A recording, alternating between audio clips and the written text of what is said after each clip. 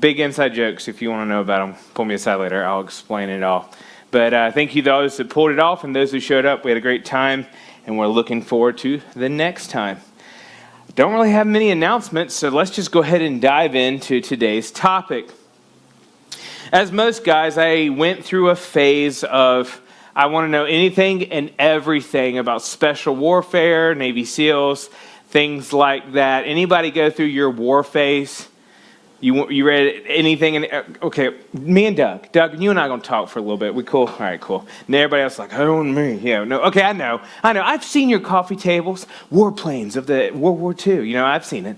Anyway, what I learned was this. In war, and we've been through several recently, when you are in a foreign country, it's pretty easy to see the citizens, not the military, but even the citizens of that nation you're fighting against as the enemy as well. In fact, during the War on Terror, this was amped up because the enemy realized we had rules of engagement. We had things that we wouldn't do, like NATO forces won't just shoot women and children. We'll try to protect them, even in the foreign country. And so they started using underhanded methods, using women, using children to attack us.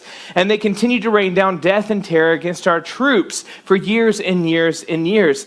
And this was exacerbated. That's a big word. Words are hard. This was exacerbated by a shift in the rules of engagement because war became very much public knowledge, very much aired on news medias everywhere. Stories spun up about what to expect. And so it got to the point where if you were in danger, you still couldn't shoot first, ask questions later.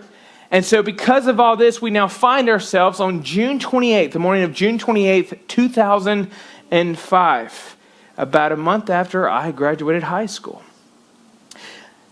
That morning, we find 4 Navy SEALs. They're on an assignment and they're deep in the mountains of Afghanistan. As the morning plays out, this 4-man team gets discovered, but not by the enemy. Instead, by just some goat herders. Now, they understand, hey, we've been spotted. What do we do with it? But they know we can't kill these men, and honestly, they're just civilians. We shouldn't kill these men just so we can stay silent. So let's just let them go, even though this might compromise our location. And sure enough, within the hour, the mountain was swarming with enemy forces. These 4 men fought very valiantly, and many of them committed very heroic acts of bravery in those harrowing moments to protect their fellows and to try to bring rescue to the situation. But the sad reality is that 3 of the 4 died on that mountain, and the 4th had 3 shattered vertebrae, bullet wounds, and his body was covered in rocks and other shrapnel that were protruding from his body, but he still managed to crawl away to safety. Yet he got away only to be discovered again by more citizens of the same enemy nation that had ratted them out just hours before. Now, if you and I were in that situation, we'd assume that's it, we're done, we're cooked, it's over. That's all she wrote. Because how can you trust the enemy? But in a shocking turn of events, it turned out these villagers not only sheltered that SEAL, but they also did what they could to cover for the fact he was there and to keep him alive. Why would they do that when just earlier the goat herders ratted them out? Because these men the SEAL ran into, they held themselves to what is known as a tribal code of honor that's called Pashtunwali. They were the Pashtun people. And so they said, you are injured, we will show you civility. They showed honor to a soldier who was from an invading nation. And that's kind of strange. Who would ever expect such behavior, such attitude from somebody if this is the invading army? And because of the bravery of many, many brave men, including these villagers, that lone survivor of this disaster known as Operation Red Wings, he was able to make it home alive. This is a story of Navy SEAL. Does anybody know? Marcus Luttrell. But among all the heroes of this story, and there are many, including the A-10 Warthog pilots that kept circling under fire to keep the area safe for rescue teams, of the many heroes of this story, the ones who died on the mountain to protect their fellows, of the many heroes, and there were many, today I really want us to pay attention to those villagers who helped a person in need. Not an enemy, not a warfighter, but a human being in need. You see, all throughout history, the nobodies, the ones that society chooses to kind of like forget they're there, like just don't look at them, pretend they're not there. The lowliest of the lows are the ones that typically come through at just the right time. I think of Harriet Tubman. Harriet Tubman. Not only was she a woman, but she was a slave in the time around the heated area of the Civil War. I'm not hating on women. I'll get that in just a minute. Why that is significant. So Harriet Tubman, a slave in the South, runs away and finds freedom in the North. But she doesn't stay there like, oh, thank God I made it. No, she finds freedom, turns around, and goes right back from the free North back to the slave-filled South over 13 times because she wanted to bring out her fellow slaves. The estimates are, historians say, in those 13 trips from the north back to the south and then back to the north again, she was able to free, they guess, about 70 other slaves. And then it doesn't stop there. She was drafted to serve in the Union Army to help them out. And she was instrumental in a raid known as the Combahee River Raid. And when Union troops overwhelmed enemy forces, with her help, another 750 slaves were freed. Like I said, yes, she was a slave, but forget that. In those days, in the 1800s, women didn't have so many rights like they do today. And so she has the double whammy, not only of being a former slave, but also a woman. And so you could see why Harriet Tubman would be and should have been at that time considered the bottom of the barrel of society. Yet the one that most would overlook was the one who rescued so many others. You see, in our lives, often we find excuses for why it shouldn't be us that does what needs to be done. Often these excuses revolve around things or feelings of, I'm not worthy. I'm not good enough. I'm not equipped enough to handle that. But before we dive into today's examination of faith, we're still in Hebrews 11, I want us to first visit a list of genealogy. It's a genealogical line of a famous person from history. It comes from the Gospels. It's not going to be on the screen behind you. Just listen. I'm going to read it to you. But I want you to pay attention to something unusual in this list. Abraham was the father of Isaac. Isaac was the father of Jacob. Jacob was the father of Judah and his brothers.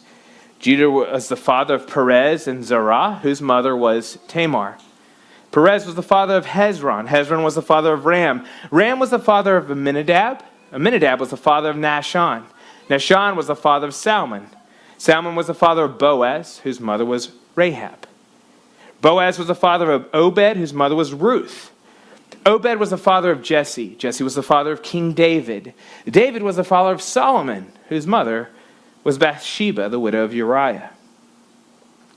This genealogy continues on and on until you get to a man named Joseph. And the scriptures say this, Joseph, it says, noted as the husband of Mary, and it says, Mary gave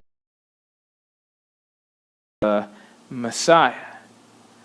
This is the genealogy of Jesus Christ. Now, for my Bible nerds out there, what book of Bible does this genealogy come from?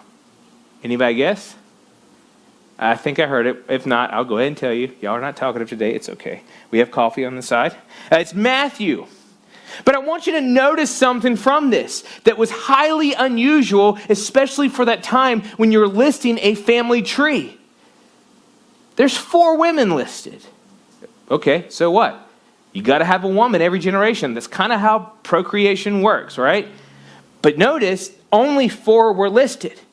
Because back then, it's a patriarchal society, so you list it. This was the father of so-and-so, who was the father of so-and-so. You typically don't list the women, but here, Matthew needs us to see the significance of these 4 women. Because you see, it wasn't until recently in human history that women have been treated as anything more than, at best, second-class citizens, and oftentimes, at worst, like property. And so for most of human history, no one really cares about the women, but not here, not Matthew.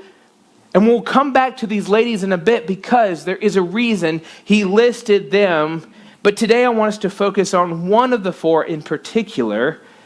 So to do that, let's now go to our passage in Hebrews 11. We're in Hebrews 11 today, and we're looking at verse 31. Hebrews 11:31 says, "It was by faith that Rahab the prostitute," ooh, this is going to be a fun Sunday. "Rahab the prostitute was not destroyed with the people in her city who refused to obey God, for she had given a friendly welcome to the spies." So, to do the study as per usual, let's take it back to the Old Testament. I was with my small group last night and I found out that they have an inside joke. It's like, hey, let's study Hebrews 11, turn to Exodus, right? Well, we're doing it again, but as last week, we're in Joshua. And today we're looking at a woman by the name of Rahab. Now, before we get much further, let me set the stage for why she's so special in Hebrews 11. And it's not because, spoiler alert, it's not because she's a woman, although that plays a role. But if you remember back when we first started studying Hebrews 11, we've already seen another woman. We already saw Sarah. So it's not because she's special because she's a woman. It's got to be something else, right? And it's not really her line of work that makes her special. Though it does kind of play a factor in what we focus on today. No, the reason she is special is out of all of those people. So it's not because she's special because she's a woman. Something else, right? It's not to conquer the land. What would you do? Well, what any good commanding officer would do, you send some spies over to figure out what to expect. And so they did. They send spies, 12 to be exact, one from every tribe. So they sneak in. They gather intel. And then they come back. And of the 12, 10 of them were like, nah, fam, we good in the desert, right? Over there'd be some big giant dudes we don't want to deal with. Let's just go back. Like, God's given us manna. I mean, they have giant grapes, but they have giant people too. So let's just turn around and go back to Egypt or something like that. But like I said, that was 10 of them. The other 2 were known as Joshua and Caleb, and they stood against the other 10 and they said, what are you talking about? We've got this. God has done so much for us. God has shown himself in such a mighty way. We just need to go forward and trust him. But the other 10 were enough to persuade the majority of Israel to fear. And so because of their unbelief, God punished them and he sent the Hebrews back into the desert for 40 years until the unbelieving generation could die off, all except Joshua and Caleb. They got to stick around because they had faith. And so now, 40 years later, we're back to Joshua. He's in charge. We saw that last week. In fact, what we're going to talk about today preceded what we talked about last week. And so they're back to the Jordan River. On the other side is Canaan, the promised land, and the enemies. And so Joshua once again says, hey, y'all go scout it out. And so he sends this time 2 spies over because they know Jericho's coming up next. And so they send 2 guys to spy out the city of Jericho. And so this is where we pick up in Joshua chapter 2. Joshua chapter 2, and we're going to read the biblical account starting in verse 1.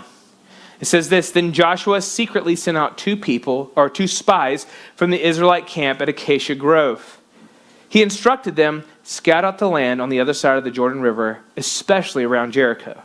So the 2 men set out and came to the house of a prostitute named Rahab and stayed there that night. Pause there. They weren't shady characters.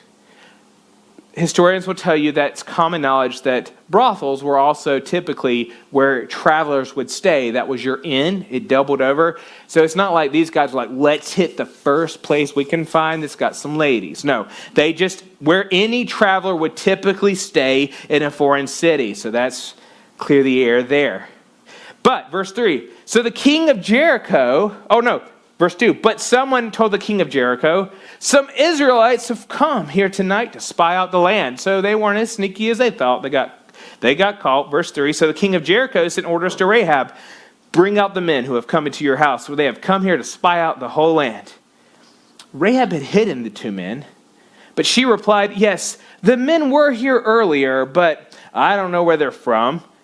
They left the town at dusk as the gates were about to close. I don't know where they went. If you hurry, you can probably catch up with them. Actually, she had taken them to the roof and hidden them beneath bundles of flax that she had laid out. So the king's men went looking for the spies along the road leading to the shallow crossings of the Jordan River. As soon as the king's men had left, the gate of Jericho was shut. Before the spies went to sleep that night, Rahab went up on the roof to talk with them. And here's where we need to focus. Verse 9. I know the Lord has given you this land, she told them. We are all afraid of you. Everyone in the land is living in terror. For we have heard how the Lord made a dry path for you through the Red Sea when you left Egypt. And we know that what you did to Sihon and Og, the two Amorite kings east of the Jordan River, whose people you completely destroyed. No wonder our hearts have melted in fear. No one has the courage to fight after hearing such things. For the Lord your God is the supreme God of the heavens above and the earth below. Now, swear to me by the Lord that you will be kind to me and my family since I have helped you. Give me some guarantee that when Jericho is conquered, you'll let me live along with my father and mother, my brothers and sisters, and their families. We offer our own lives as a guarantee for your safety, the men agreed. If you don't betray us, we will keep our promise and be kind to you when the Lord gives us the land. Then, since Rahab's house was built into the town wall, she let them down by a rope through the window. Escape to the hill country, she told them. Hide there for 3 days from the men searching for you. Then when they have returned, you can go your own way. Before they left, the men told her, we will be bound by an oath that we have taken only if you follow these instructions. When we come into the land, you must leave this scarlet rope hanging from the window through which you let us down. And all your family members, your father, brother, mother, brothers, and all your relatives must be here inside the house. If they